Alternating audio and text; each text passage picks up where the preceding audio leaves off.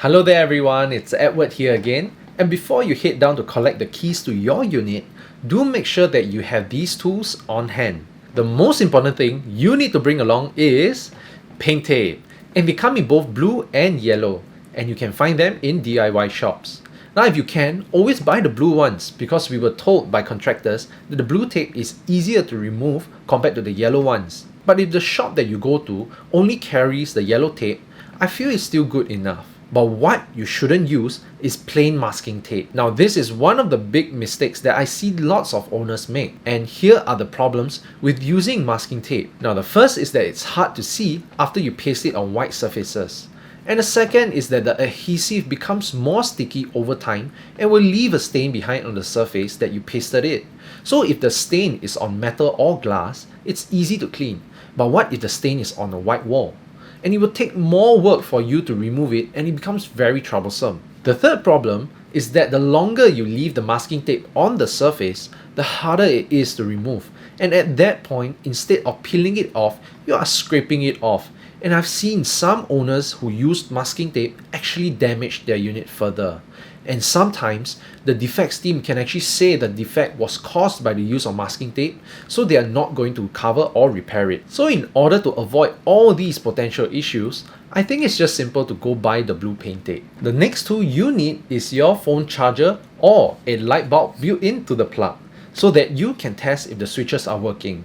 Of course, you can only test the switches after you have applied for utilities, and if you want to know what are the switch defects to look out for, you can check the videos out in the lighting section. And nowadays, there's a new way to report defects in condos, and that's the Novate app. This is my favorite way of submitting defects because it's very easy to use. Just take a picture of the problem and lodge it in the app. But in order to have this, the developer has to pay for the subscription, and some developers are not willing to spend additional costs. So that's why some developers will use the traditional method of manual submission, where owners will need to write down the defects on a piece of paper. So remember to bring along your favorite pen. Mine is this Pilot G2. Handy for writing essays last time, and nifty for signing OTPs and tenancy agreements. The next thing that you should also bring along is something that's overlooked by a lot of homeowners, and that's a big water bottle. Now, some condos might provide small bottled water and others might not. Depends on their budget. In any case, the water that you bring along will still taste the best. So these are the essentials that I would bring along. But if you want to bring your pineapples and huat kuehs, please feel free to do so.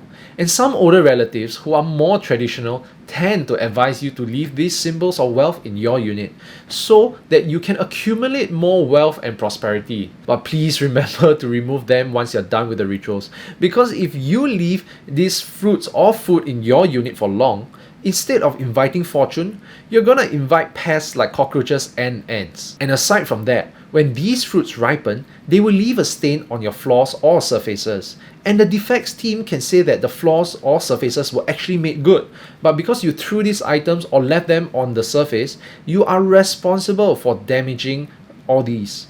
And they are not going to cover the repairs for them. So remember, once you're done, remember to pack up and leave nothing behind.